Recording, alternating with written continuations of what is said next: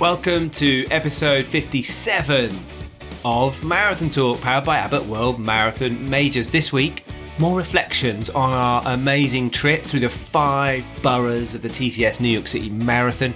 We take a look at the elite winners of the Abbott World Marathon Majors series for 2024.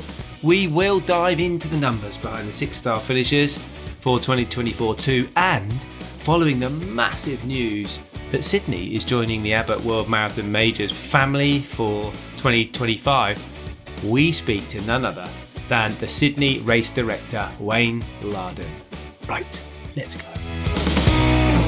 Dina, how you doing? I feel tentative kind of asking you that question.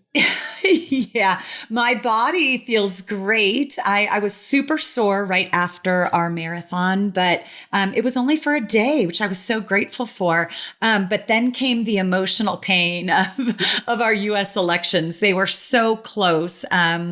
It was voting and election day here in the United States. And so thank goodness my body recovered, because I have had to take to running, lifting weights again, and getting into the kitchen to cook and bake in order to relieve your entire stress levels. Yeah. Have you run like 500 miles since the New York City Marathon? I have been running a lot. I'm sore from lifting weights, and I have just been a machine in the kitchen. I'm going to share one thing. Andrew's got 500 chocolate muffins and like 17 pumpkin pies. Right. I've been experimenting and having fun. And one of these things that came out of the kitchen the other day, I even posted online because they were so delicious. I made pistachio butter, like just in the the Cuisinart blender. I put pistachios in and ground them up until they were like a creamy butter. And then I stuffed it inside of dates. You know, dates are really high in iron and potassium and magnesium, which might be good for your hamstring, Martin. And then I dipped the whole thing in dark chocolate. Ooh. And as the dark chocolate was drying, I put a little sea salt on top, and they were great. So delicious. They were really good. Yeah, so it's you're a watching good Donald treat. Trump, watching Donald Trump win all swing states while munching on chocolate dates. There we go. Like and bawling your eyes out. Right, let's move. I know. So things have to be better with you. What have you been up to since New York City? Do you know what? Like, often after a marathon, I think when you run a marathon, like what influences just how rough you feel after the race is often how fast you ran it, right? True. You know, it's like, without a doubt, you know, so often when people do marathons, they're like investing so much and they're putting it all on the line, and trying to run as fast or as hard as they can, whatever that means for them. And so afterwards, things can be really sore, can't they? You know, when you put yourself out there and you finish a marathon, things can be really sore. And I must admit, when I got up at 3:45 a.m. to get my taxi to JFK. Gosh, it was an early morning. It was an early morning one. The day after the marathon, my legs really, really felt it. I thought, oh no, you know, I got myself to the airport and boarded the plane and thought, I've got a long flight with post-marathon legs. But actually, Dina, like, as the week had progressed, kind of we're a week or so, just over a week out of marathon, and I feel all right.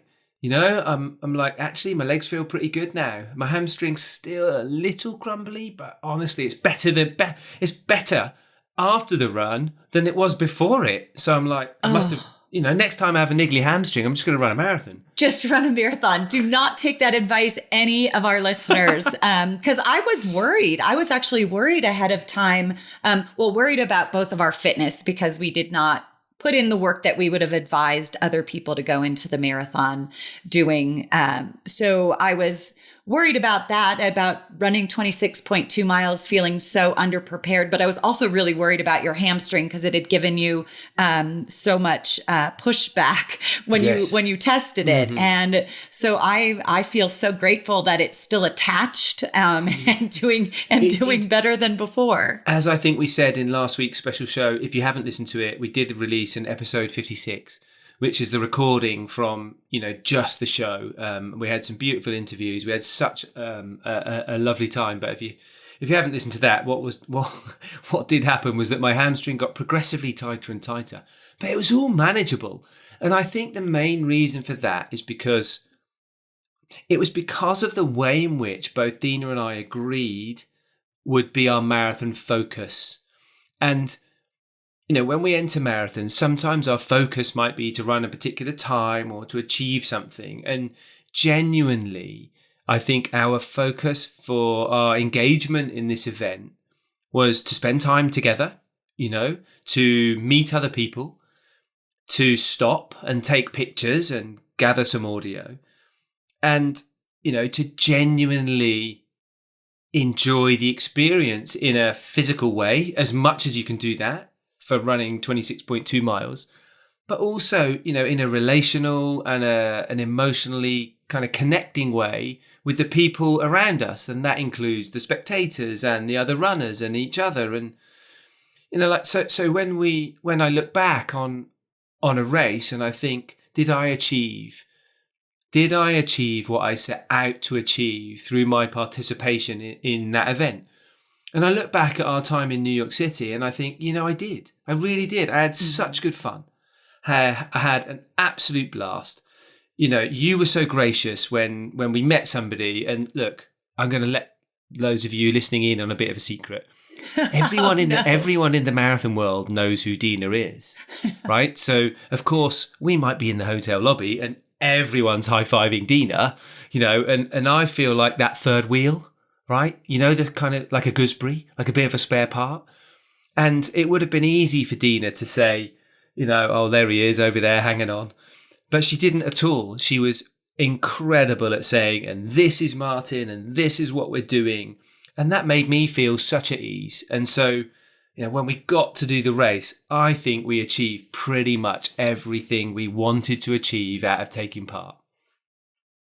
That is so beautifully said, but I'm gonna contrast that because you also introduced me to Simon, this beautiful publication that he writes, Like the Wind, with his team of reporters, and it was such a wonderful connection. And I've emailed him a couple times since meeting him. We were doing some post-race edits, possibly with a celebration cocktail by our side in the lobby. And you introduced me to Simon, and I read Like the Wind on that plane trip home.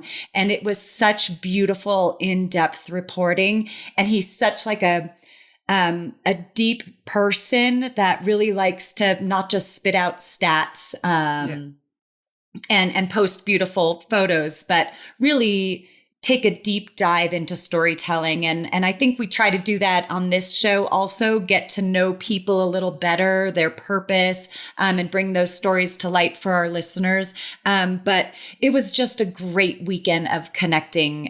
It was the first time we met each other. It was. In person. Which was lush, wasn't it? Wasn't that great?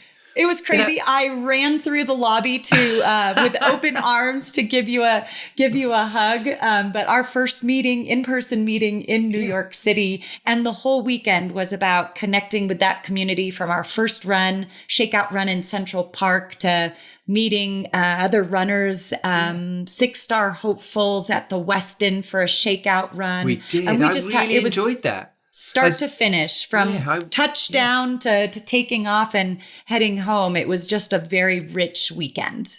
Yeah, I really enjoyed that. The meeting you in the hotel lobby was great because, we hadn't done that. And then it kind of felt like date weekend, didn't it? Because, the following morning we went for a run. And of course we record this show, but, as you know, Dina lives in California and I live in Dorset. And so the following morning we did a little run around Central Park. And I'll be honest with you, I was a little nervous, so off we set around Central Park, and I thought my hamstrings playing up a little bit, but I managed to persuade Dina to finish the run with a coffee. And so, we did a little jog around Central Park, and then we stopped at a little coffee shop by the little mini boating lake in Central Park. We just had a really nice little coffee and we chilled. We had a little bit of breakfast and we kind of sauntered back.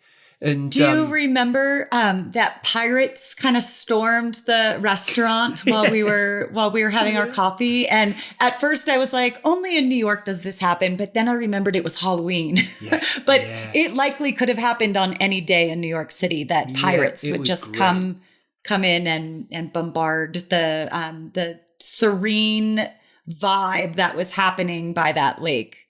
So I really enjoyed running the marathon a bit differently, really enjoyed coffee and kind of jogging in the park. And what was funny was, we would be running, and this also happened in the race, didn't it, Dina, where we'd be running and suddenly somebody, would be running past and you'd go, good luck for the marathon. And that person would kind of run on. Or in race day, you'd go, great job, good running. And they'd kind of take a second look and they'd go, was that, are you? And then they would come back to you and go, oh my gosh, I read your book. And it was very funny. I kind of enjoyed that. I enjoyed that element of the run.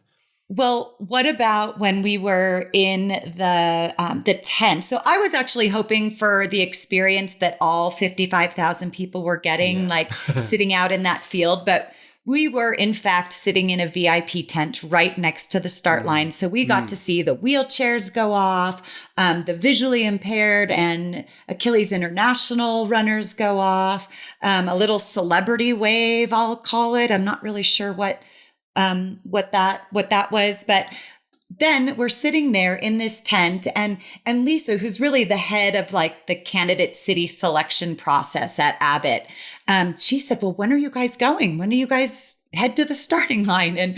And Martin says, oh, we're going in wave 1. Whereas she let out a really big laugh. And we panicked for a second, right? Well, why is that funny? Why is it so funny that we're in wave 1? And then we learned why it was so funny very quickly. She didn't respond, did she? She sort of looked at us with a knowing, ha ha ha. Lisa, we really hope we can get Lisa on the show in the future because Lisa is instrumental in supporting World Marathon Majors in terms of, particularly, Sydney, we'll come on to that in the show, in terms of fulfilling, what they need to fulfill and the obligations as a World Marathon Major. So she knows courses and events, the subtleties inside out. It's just, she's the kind of person that knows where every single drop curb is. Right. And, those of you that may be maybe involved in organising events, this is what Lisa does. It's her bread and butter. So when we said we're off at 9:10 and she fell over laughing, Dean and I were like, why is this? And then we started and we realised exactly why. Dina, it's because some people are just a little bit keen, aren't they? Right. I feel that all the advice you get in New York is like the Verrazano Narrows Bridge. It's the first mile is straight uphill. Second mile is downhill. You find your stride at about 5K. So you could lock into your pace or feel at that point. Well, a lot of people don't get that memo or take that advice because they want to be one of the first people off the start line and they want to get on pace immediately. So it was like a contact sport for that first mile, right? It was like jostling and shoving. I felt like a little like puffed up, like I was trying to like maintain my space. But it was aggressive running from the very start. And I think maybe we were in over our heads starting in wave 1 with people trying to run sub 5-minute miles right out of the gate. It was aggressive. That's all I could say. Well, I think what happens is, just because of where we were stood, we looked, I thought, this is nice and quiet at our start. And I think I said to you, New York set everybody off in these nice little waves? Because this is going to be great because there's a few hundred of us. It's going to be lovely. And then I turned round, right? It was like a scene out of a horror film, wasn't it? The zombies are coming. I turned round and I just saw like what looked like 40,000 people running towards me. And it did look like some sort of zombie apocalyptic film, and I felt like running the other way. And of course, it's the rest of the field. And they're being brought, brilliantly. They're kind of all coming towards the start line, getting ready for the big cannon to go off. So suddenly we went from a relatively calm few hundred people to being surrounded. And I know what it's like when you're in your pen start and, you're in your corral and you've got a very clear focus, and it's very important, your pace for the first 3 miles. And we've both been there, Dina, where it causes a huge amount of stress when you can't achieve that. And it's out of your control because the course is busy, and instead of sensibly putting that into your race plan and knowing that you're going to have to hold back a little bit and it won't take long. And the run, I think the race, by the time we're over the bridge, the space is unfolded and there's a concertina effect of the compression of runners. And, people that were in a hurry to come through had gone through. And then you had plenty of space on the road. But that's hard, isn't it, when you've got a real intention to run your first mile in 7 minutes or whatever it is. If you're too focused on that, you can allow it to get on top of you and you can expend a huge amount of energy, in insisting that you get past people in the first mile, when in fact you've got 25 to do that. 26, right. And you look at, to make I guess being a little more understanding is that they have invested so much time for that moment, and they've worked for the paces that are listed on their goal sheets, and so that projection and that predictable time is super important.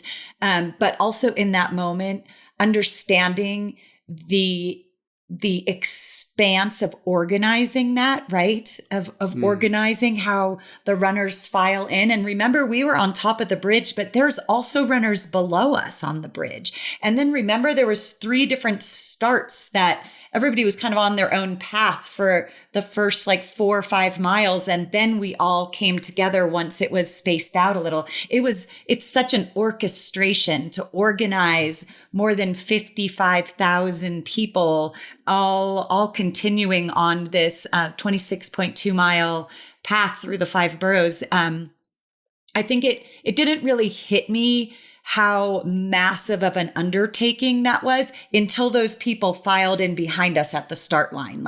Wow, this is all being choreographed. There's somebody in charge of choreographing this whole thing so that the experience is enjoyable for everybody. And it was. Now we can just go into the race because it was a blast. And I just felt like there is no greater community than the running community when you can see everybody coming together in its diversity. That to me is just so special. Yeah, it was absolutely really, really brilliant fun. A couple of other quick takeaways before we dig into the rest of the results with a bit more detail from New York City. Dina and I loved running a marathon a little bit differently. We did stop in after about 3 miles because I'm sorry, I drank too much coffee and needed a few too many cold weather wheeze to begin with. So, we did stop a few times. We saw some phenomenal New York City hilarity in the signs on course, didn't we? Oh, so funny. I loved the one, "The British are coming," with an exclamation point. Mostly because I was running next to you that it stood out so much. But I really loved "The British are coming" signs. And then I didn't understand the mushrooms, like the Mario Brothers, "Tap here for power." At races, you sometimes see a big red dot and someone holding that sign with the big red dot, "Tap here for power." But this time it was replaced with a big mushroom, "Tap for power." And so it makes me feel like I am not into pop culture at all. And I need to watch this Mario Brothers movie so I can understand what that sign means. And then, I think I didn't know what that meant either, actually, tapping that. But we were also in town for Halloween check me out. We were in New York for Halloween, which was amazingly interesting. Seeing everybody dressed up. They certainly go to town for Halloween. I think also it was great. I'd not met some of the Abbott World Marathon Majors team before. So, we got to meet Nicole face to face and Harrison and saw Dina and we went to breakfast with the boss. So all of those things were epic. What a brilliant time. You also really took in the city. You were renting those city bikes every day. You were renting one of those e-bikes and going around the city to tour around. So you really took in New York City, even meeting up with a friend. Yeah. Yeah. I was pedaling too. It wasn't an e-bike. I was old school. Oh, you were? Yes, definitely. That's why I was getting back each night absolutely broken. I'd walked about 15 miles a day. That's the danger with New York City, isn't it? Because you can think, I'll just walk down Fifth Avenue. Well, it goes on for about 15 miles. Yeah. You know, you do a section of it and think, well, I better turn around now, otherwise I'm going to be out all day. Right. Anyway, what a great week. Right, shall we look back at some of the actual racing? Absolutely. Let's have a quick look back at the New York results. We did, of course, mention them briefly in the show. Dina did a wonderful live commentary as we ran past the scoreboard. But it was phenomenal racing in the men's and the women's. Abdi Nagay became the first Dutchman to win a major when he took the race in 2:07:39, breaking Evans Chibet in that last tough stretch through Central Park, just beating him by 6 seconds. Albert Correa, he won in 2021, was third, and Tamarit Tola, the Olympic champion, was fourth. And that actually cost him the Abbott World Marathon Series title. In the women's race, there was a bit of an upset too. Yes, Sheila Chepkarui pulled off an upset against Helen Obiri, the defending champion. Chepkarui, of course, was fourth in the London Marathon earlier this year, but had never won a major. Helen Obiri, with an Olympic bronze under her belt, she was this year's Boston Marathon champion, was trying to defend her title, but was unable to do so, winning in similar fashion as Abdi Nagay by breaking away in the final moments of the race. So exciting races on both men's and women's sides, very tactical races in beautiful conditions. Sometimes when the weather conditions are great, you look for course records. Tamarit Tola, the defending champion who was fourth this year, broke the course record last year. The women's course record has held since 2003 when Margaret Okayo ran 2:22:31. So that is a long-standing course record when we see records fall so often on weekends such as these when the weather is great. In the wheelchair races, also upsets in the women's side. Susanna Scaroni dominated the race to win by more than 10 minutes. It was such an exciting race and a great comeback for her. She punctured her front tire at the Chicago Marathon. She is really great on hills, so loves New York City's course. And so she was able to pull off a win in New York City. Marcel Hoog, who was the hot favorite, faded badly after a crash, really banged up his hand. Martin, you and I got to see him after the race, and he confirmed that when his chair tipped over, his hand got wedged in between the pavement and his wheel. So he was actually in pretty bad shape. And but you said, didn't you, you said we were running, I wonder what happened. Right. We happened to see him getting in the lift. And so you spoke to him and he's like, yeah, this is, this is what happened. And I just took a bit of a tumble. Right. And he did try to come back and make up that time, but he was just suffering too much. The winner ended up being Daniel Romanchuk of the United States, who has won the Chicago Marathon, a dominant force on the road racing scene, was able to pull off a win there. Very exciting. That wrapped up the series for another year. It meant that Benson Kipruto won the men's title because he won Tokyo, and then he got a bronze medal in the Paris Olympic Games. So that meant that he was ahead of Tamarit Tola in the Abbott World Marathon Major standings. If Tola had managed to hang on to third place, he would have tied with Benson Kipruto, but beaten him on the head-to-head. But he couldn't quite manage it, so it cost him the series. On the women's side, Helen Obiri's second place in New York meant that she tied with Sutema Kebede at the top of the leaderboard. This time there was no head-to-head, so the race directors of the Abbott World Marathon had to cast their vote, and that's what happens. in this instance, and all 6 went for Helen Abire.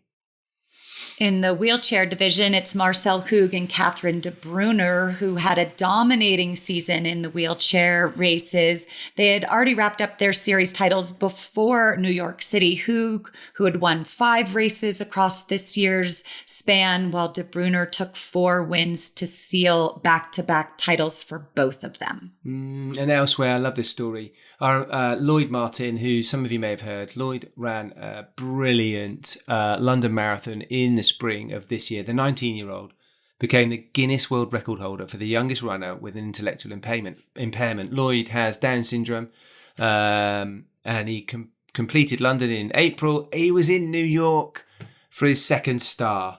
He won the hearts of just about everyone in the city with his breakdancing moves as he made his way through the 5 boroughs. So fantastic. He also has set his sights with 2 stars to 6 stars, which does lead us nicely into taking a look at some of the numbers behind the 2024 6-star finishers totals. We're now up to 17,678 all-time 6-star finishers across 132 nations.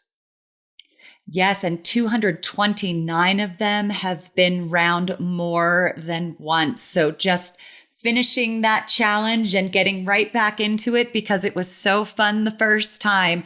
12,718 are on 5, just 1 star away from completing that journey. And the average time for a 6-star finisher is 4 hours, 3 minutes, and 6 seconds. I was super surprised by that statistic. I think that is really fast for someone that is going around the world competing in very challenging races. I feel like only a couple of maybe Berlin and London and Chicago are fast races. The other 3 maybe more tactical and challenging. Yeah, we did when we were away. We met Statman Stu, didn't we? And Statman Stu is responsible for all of these statistics at Abbott World Marathon Majors. Now, I wonder, the average time for a 6-star finisher may well be 4:03:06, but I'm wondering about the span across that. Because for some 6-star finishers, that span might be 15 years, and in their first 6-star, they ran 3 hours. In their last 6-star, they ran 5 hours. I wonder what the greatest span is, Oh, we're going to have to ask Statman Stu the next time we visit with him. Sure. So what's the greatest span, the greatest range in a 6-star finisher? Somebody who's run, a super quick marathon right down to slightly less quick. I wonder what the greatest range for there you go, Stu. We'll know if you listen. What's the greatest range in a 6-star finisher? 45 runners this year did them all in 1 year, and this year the totals: 2,546 people got the 6-star in Tokyo, 1,041 in Boston, 663 in London, 170 in Berlin, 169 in Chicago, and 302 people bagged their Abbott World Marathon Major 6-star finish in New York City.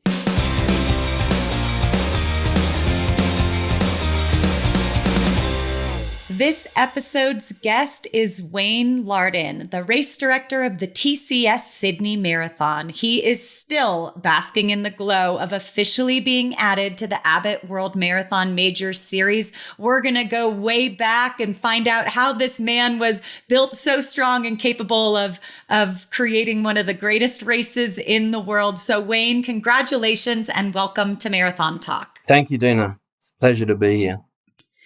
Yeah, being in New York City for the marathon and being there, finishing the race in time for the big announcement, I loved seeing you put on your number 7 hat when you got up on stage as officially being announced to the Abbott World Marathon Major Series. It was so awesome.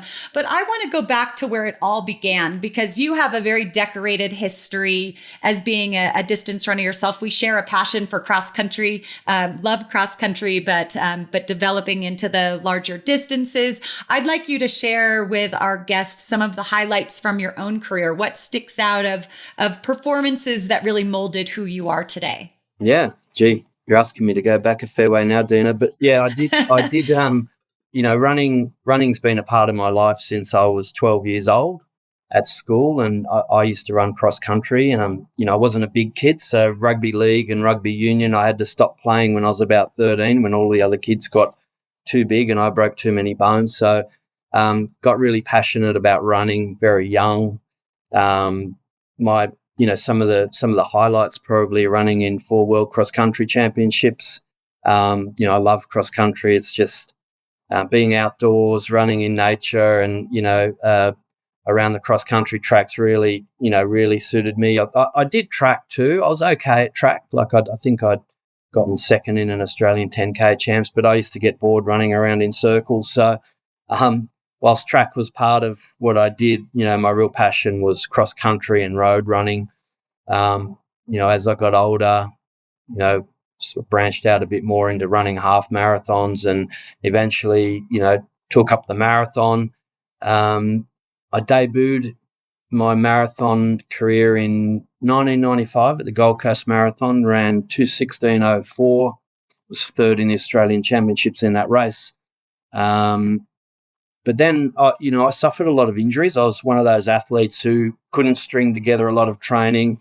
So I struggled a lot after that first marathon. I ran our Olympic trials in 1996 in Japan in February, and was on a really great pace through to halfway. I think I was sort of clocked through halfway on about 2:12, 2:13 pace, feeling really good, and tore a calf muscle in that race that didn't finish. And then sort of, toiled away for a few more years, hoping I might be able to come good for Sydney 2000, but didn't make that team.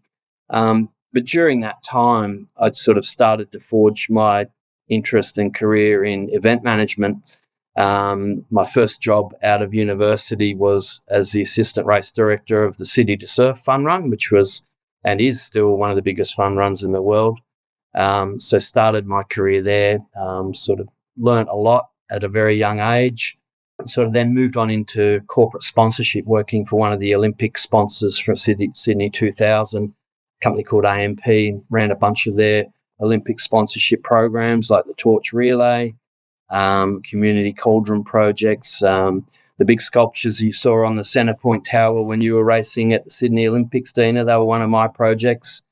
And then that sort of eventually led into me acquiring the rights to the Sydney Marathon in 2005. So Sydney Marathon was a legacy event. It's the only remaining legacy event of the Sydney 2000 Olympics, and it began in 2001.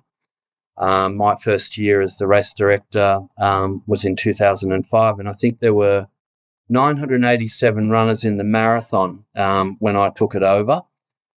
One of the first things we did, and after years and years in road running and racing all around the world, was to, think about what the key attractions are, in Sydney, and what might attract people to run the Sydney Marathon, and what changes we needed to make to build the audience and build participation. And one of the first things I did was consolidate all of the finishes. There were 3 races back then: the 10K, a half, and the marathon. I added a family run so we could create an event that the whole community could do. Because having worked at the City to Surf, it was 14 kilometres of hills, and you didn't see many little kids running in that event. That was the biggest event in Sydney, and it pretty well was the bucket list event in Australia for anyone who ran.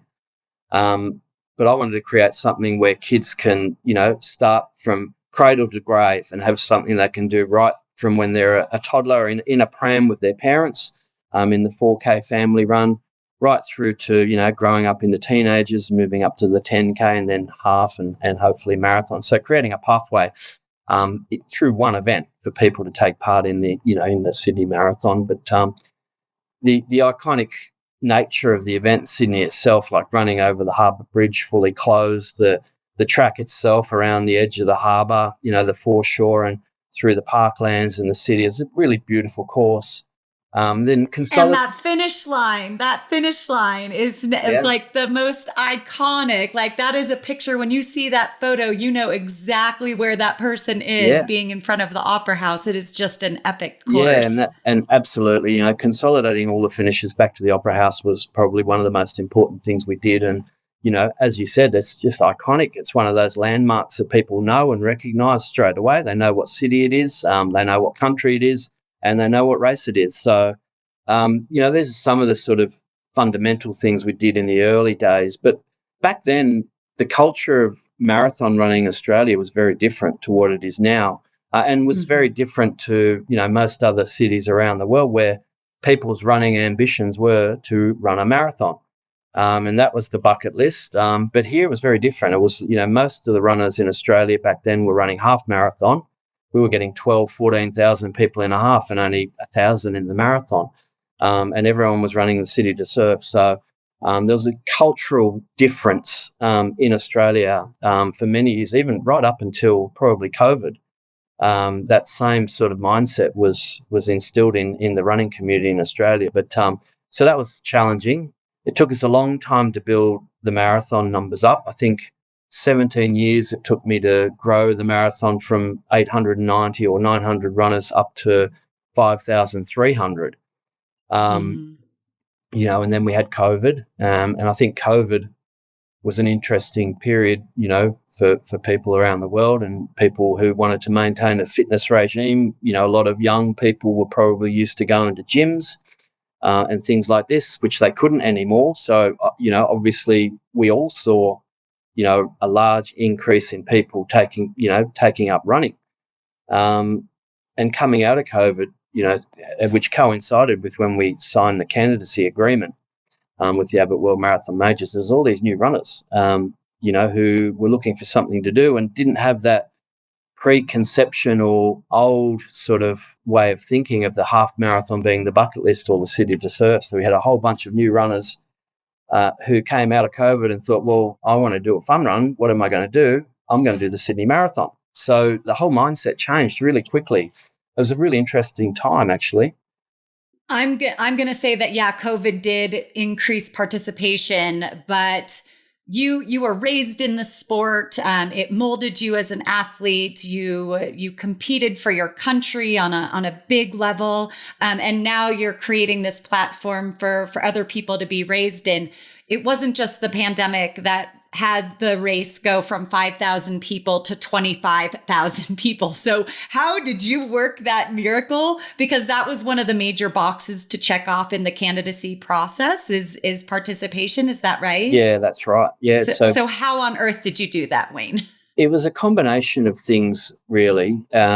You're right. One of the biggest criteria points that we thought we'd have real trouble with was the finisher numbers. And essentially, we had to triple our numbers, our finisher numbers from anything we'd ever done before, and we had to overcome some of those preconceptions and the traditional mindset of runners in Australia. So it was quite an integrated approach to convincing runners that the marathon is the true test of individual running performance. The other part to it was, so there was a bit of, why run a half when you can run a full, who does half of anything? And I shouldn't say that because halves obviously have their place. But in Australia, that sort of narrative sort of does hit the mark sometimes, right?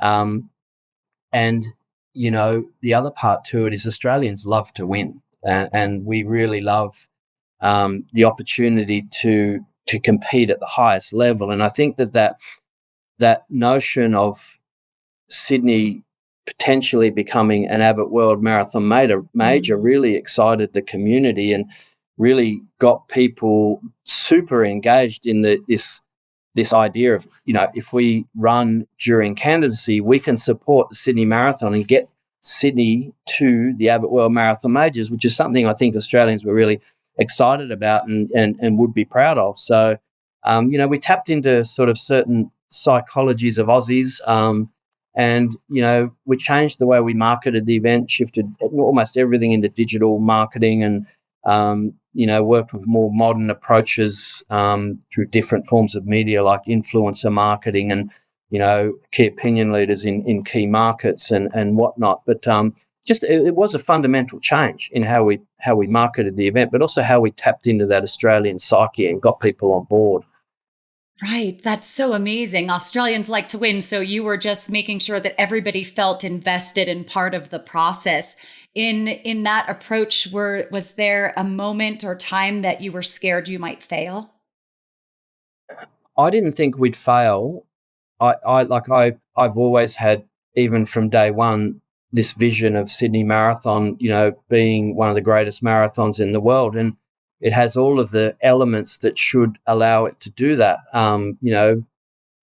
It took a lot of persistence and belief, of course, over many, many years, but I thought we would, I thought we would achieve what we needed to achieve.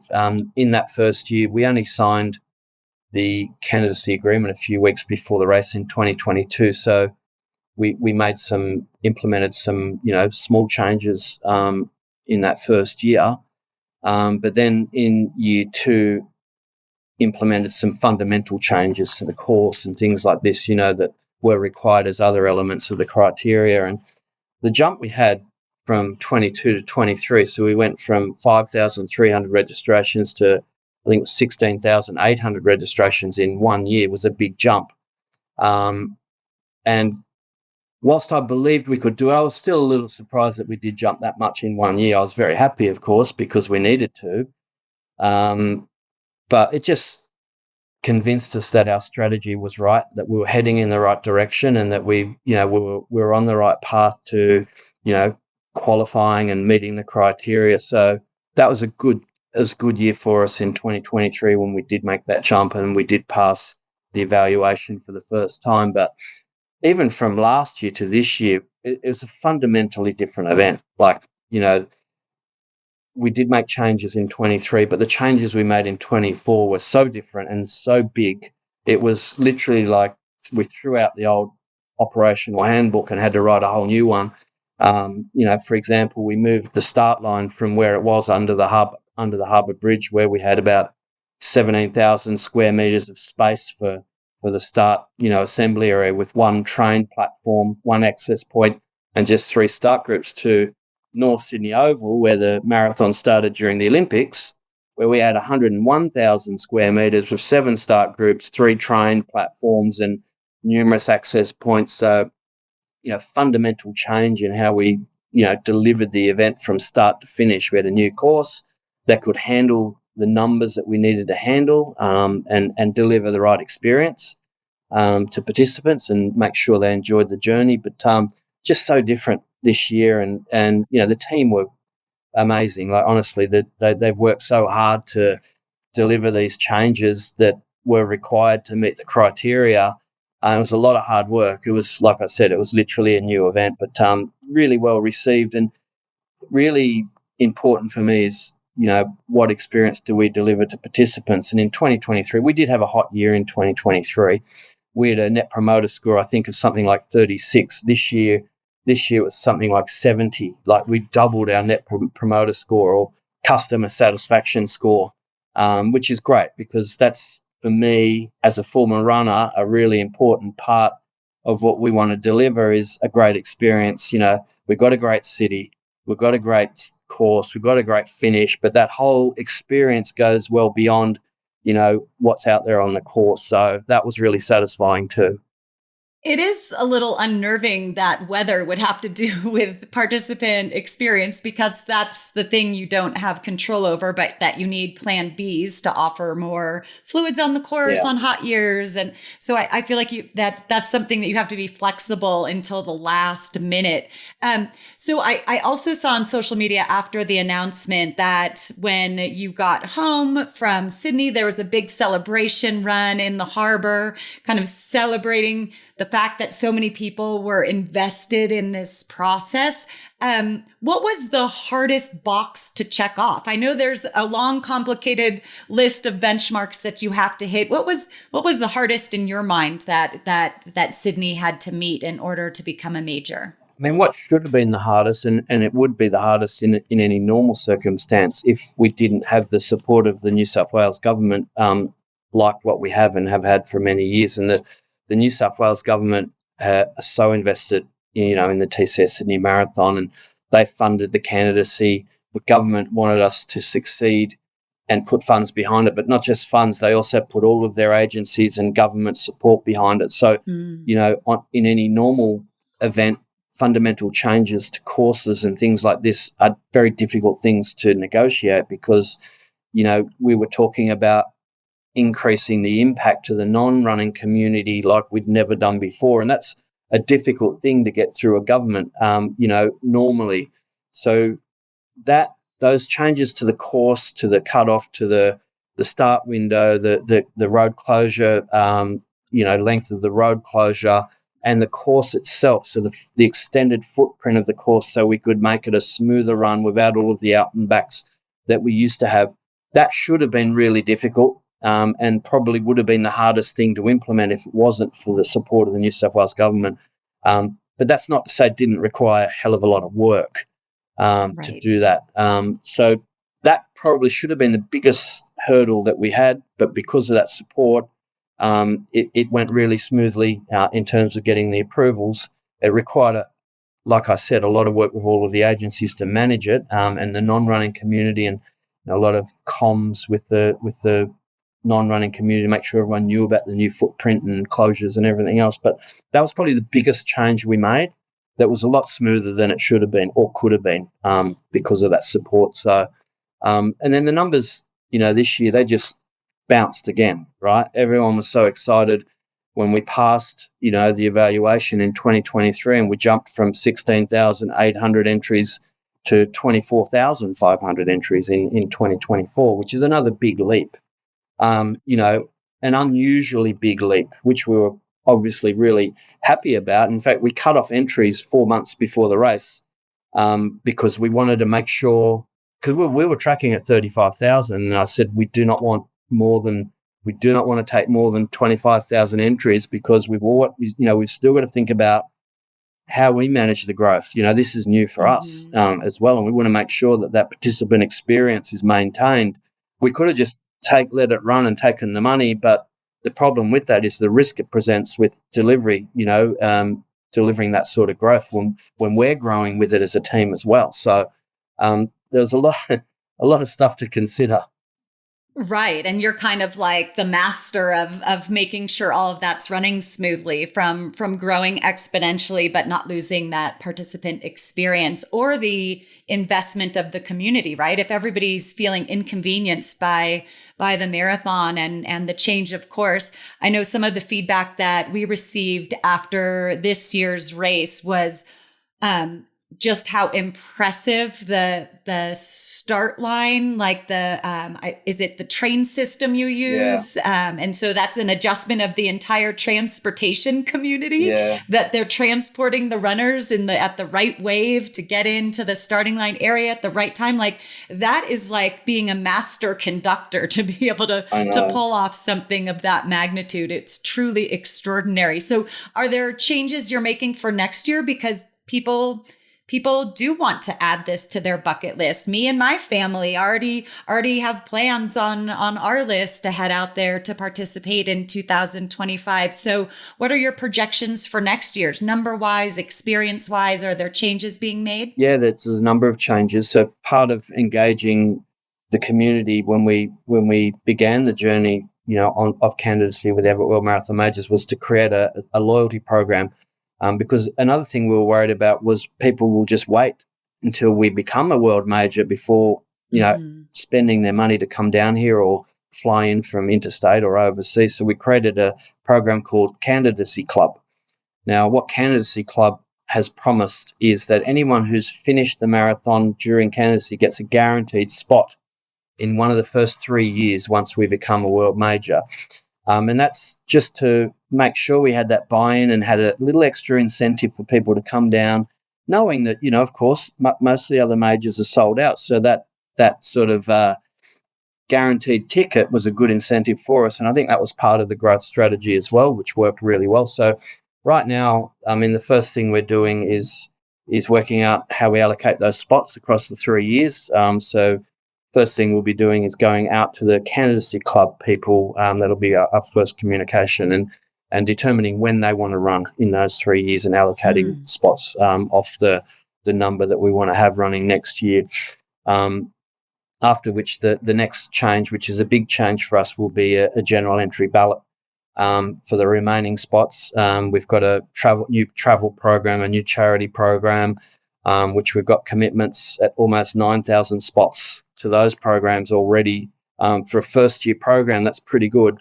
So we're just sort of about to finalise the lottery sort of program that we're using, that we'll use to go out to the public and seek people's interest in running next year. So the lottery entry is a different way for us, rewarding the candidate runners and getting them in and happy and give them their guaranteed spot, and the travel and charity programs. There'll be some changes that we will make to the course again next year, just to tweak things, to make things a little bit smoother, and also enable us to be able to handle more growth next year. And, I'd like to see sort of 35,000 runners on the start line next year if we can. Yes. I love which that. is, obviously requires more planning because it's more growth. The changes that we're making to the course will allow higher flows on the course, which is good. So therefore we can manage participant experience through that. So, look, there's a whole host of things as we evolve, and we've got to learn, and we've also got to make sure don't jump ahead of ourselves, because, these things, everything we do now is new to us as well, as the event itself. So, we're just, like, there's a lot of public interest. The interest in Australia when the announcement was made in New York City was incredible. The coverage here was like nothing we've ever seen. We had the Premier of New South Wales and the Tourism Minister of New South Wales at the Opera House steps doing their own live cross to celebrate, our achievement, in making it into the Abbott World Majors. So there's a whole lot of interest in the event now, and Australians are feeling pretty proud of themselves and proud of the TCS Sydney Marathon, as they should. So, we're really excited about what's ahead. It's so fascinating to see how your mind works and to see really how much you have on your plate in pulling this all together. Obviously, you have a brilliant team to work with, but as a race director, and as you have reached this real pinnacle place in your career, what's the most rewarding part of this for you? Like, how do you feel rewarded in the process or on race day? Where does that come from? I think there's many layers that I think about. I mean, personally, as a former athlete, I'm highly motivated and high performing, and I want to be the best I can be. So for me personally, in my career, it means a lot to be able to stand beside the greatest marathon race directors in the world. That's good for me because I've worked hard for it, and it's taken a long time, and it's good recognition. More importantly, and I say this to everyone, the marathon's bigger than anyone, right? It's about the marathon and the people who take part in the marathon and the partners and everyone else around it. But the marathon's the most important thing. It's the life-changing thing for many people around the world, and it's something that should be respected in many ways. So that's something that I try and drill home to the team a lot. So for the event itself to be elevated to World Majors status means a lot to my Pont 3 team, all of the staff, because of all the hard work that they've done to be finally recognised, and rewarded for the work that they've done and be elevated to the greatest series in the world. I think gives me a lot of pleasure for them, and that's a great reward for all of their hard work. But also, more broadly than that too, is the government. All of the government agencies that I've been going to for years and working with for years, and talking to them for years about how great this Sydney Marathon can be, and them backing us on that journey, and finally for that to be rewarded for all of their investment, their strategic advice, the integration of all of their agencies, finally for that to be rewarded, and their belief in us and their investment in us, and to be able to sit down with them and thank them for all of that, and them know that they invested and backed the right horse, and finally it's all coming to fruition, means a lot. And same with the partners, the commercial partners like ASICS, who've been around a long time, TCS, and many other partners who are on board and believe that we could make it and invested in the event before we were a major. It's great for them too. So all around, and the community and the run clubs too, we've brought all of the run clubs together, and they used to work in isolation, and they all hopped on board under the Sydney Marathon Run Club banner and supported the event. So it's the running community, that it's the government, it's our partners, it's Sydney-siders and Australians generally speaking too. It's multifaceted, but it's all great and very Right. very rewarding.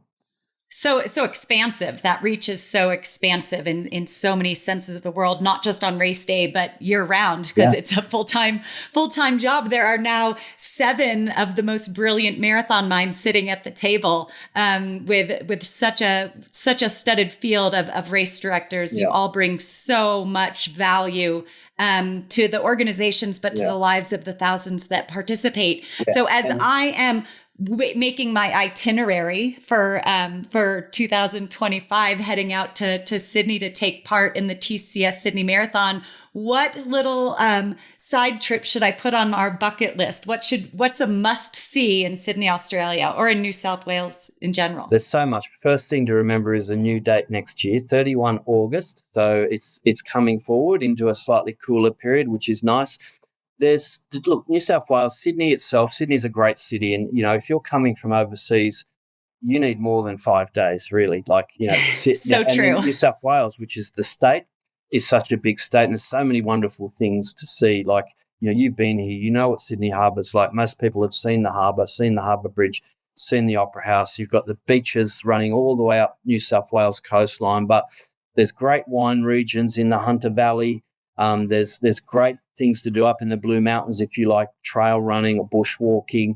There's incredible, another sort of thing that might not be known, an incredible food culture in New South Wales and in Sydney and in regional New South Wales for people to enjoy, like amazing coffee, which is really big on my sort of agenda, especially when I travel overseas and I'm looking for a good coffee. So amazing food, amazing culture.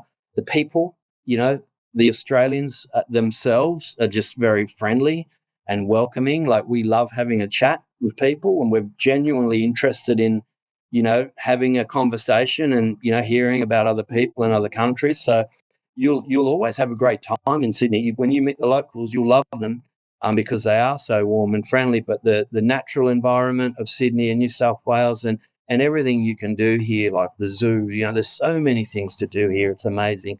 7 to 10 days minimum, I would be saying, and more. Right. So either come for a long time or come back every year and choose a different adventure each time you come back and repeat. In the Candidacy Club, members might take advantage of that, making sure they venture off in a new direction each time they visit. Wayne Larden, the race director of the TCS Sydney Marathon, thank you so much for your time in what is a very busy time. I look forward to seeing you at the marathon next year. No, thank you very much. One last point, which I didn't say before, but I should, and that is that I couldn't have been more grateful of the support of the race directors and Dorna and the evaluation team during our candidacy journey.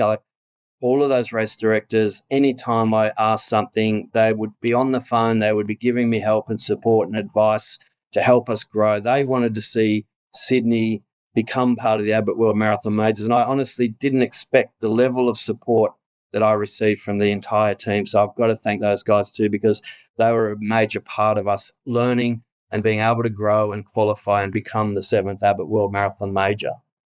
Yeah, like they were in your corner. So on that note, what advice would you have for Cape Town and Shanghai as they try to strive to be the next additions into the series? Cape Town have been on the journey for a while, and they're really good, at going to the other majors, but obviously getting to know the race directors, not being afraid to ask questions because they're all there to help you, learning from the events and taking on board any advice they give you and actually implementing it. They're the main things. If they can see a willingness to grow and learn and improve the event, then, that's what they want to see. And ultimately that's what's going to see you meet the criteria. So. Yeah, it reminds me of something Horst Milde said, Mark Milde, the race director of the Berlin Marathon, his father, who started the Berlin Marathon. He said from his baking days that bakers steal with their eyes. So it's like you see an idea and then you could take it and utilize those good ideas as yourself. So wise words from all you race directors, it seems. Yeah, now I've got to go and live up to the expectations of being a World Majors race director. So I've got a bit to learn still too. And we all know that. So we're just really looking forward to growing organically, delivering a great experience and welcoming the world to Sydney. And Sydney is just the best city in the world. And the finish line of the Sydney Marathon, TCS Sydney Marathon, is one of the best there is. Iconic. Thank you, Wayne, so much for your time today. You're welcome. Thanks, Dina.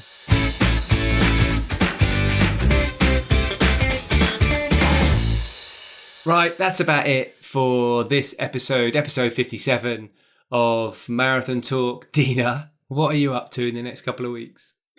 I am going on my last trip of the year, heading to Savannah, Georgia for Every Women's Marathon. It's an inaugural event created by women for women, 7,000 entries for this year's race, and 40% of them are first timers, which I love because it's showing that we're opening this sport up to new people. When I get there, I really want to feel, I'm like hoping that it's like this really diverse starting line of people that can really be ambassadors for the sport so that others can see themselves in those participating and be on the starting line next year. We want to get the world up and running because we think it's going to make the world a better place. What are you up to, Martin? Do you have any trips coming up, or No. are you spending some family time? Yeah, it's my turn to be quiet. I've been away a little bit with New York and with a few other things on the go. So I'm looking after the kids.